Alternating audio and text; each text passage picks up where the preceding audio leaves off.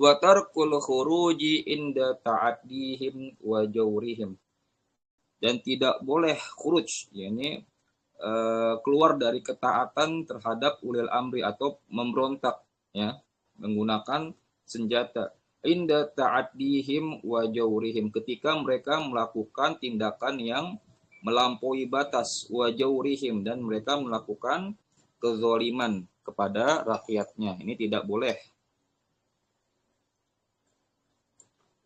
Ya, Ahlus Sunnah wal Jamaah itu tidak membolehkan untuk memberontak keluar dari ketaatan kepada pemerintah atau ulil amri yang berlaku zalim selama ia tidak terjatuh ke dalam kekufuran yang nyata. Adapun ketika ya pemerintah atau ulil amri terjatuh ke dalam kekufuran yang nyata, maka pada saat itu kita diperbolehkan, namun dengan ya beberapa syarat-syarat yang harus dipenuhi.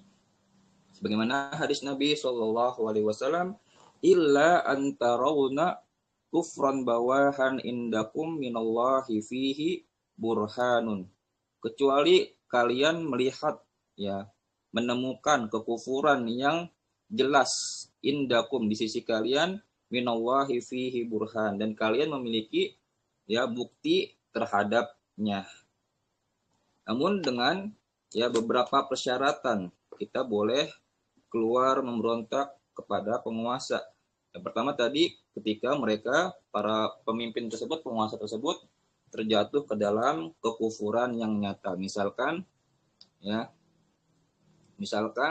menganggap bahwasanya sholat 5 waktu, haji, dan seterusnya, puasa Ramadan itu tidak wajib, dan mereka melarang untuk melaksanakan rukun-rukun Islam tersebut. Maka ini adalah kekufuran yang nyata. Yang pertama. Yang kedua, kita mampu untuk ya menggulingkan atau melakukan pemberontakan. Kalau kita tidak mampu, misalkan ya mereka memiliki tentara, memiliki senjata api, sedangkan kita hanya tangan kosong, maka saat itu kita tidak diperbolehkan untuk memberontak. Yang ketiga, ya tidak menimbulkan mafsadat yang lebih besar. Misalkan kalau kita memberontak kepada mereka, misalkan ya dikhawatirkan akan menimbulkan krisis ekonomi atau perang saudara yang berkelanjutan terus-menerus, ya.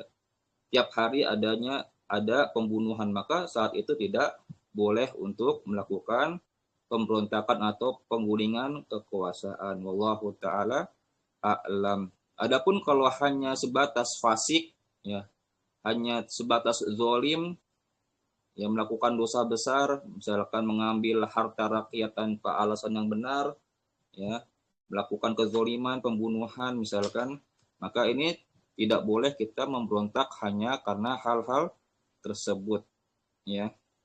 Tetap kita wajib taat dan kita sabar atas kezoliman mereka.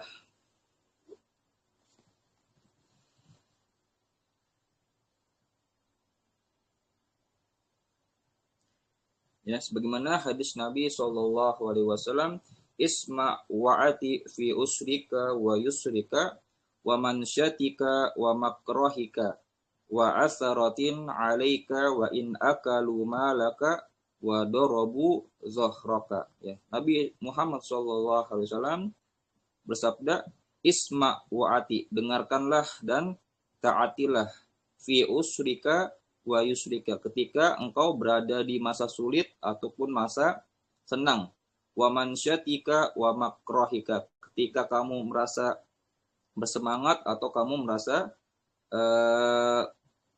makrohika, sesuatu apa dalam hal yang engkau benci, wa asaratin alaika, atau mereka bersikap egois, ya mereka hanya para pemimpin tersebut mementingkan diri mereka, kekuasaan mereka tanpa memikirkan kepentingan rakyatnya. Wa in akalu malaka wa dorobu zohroka.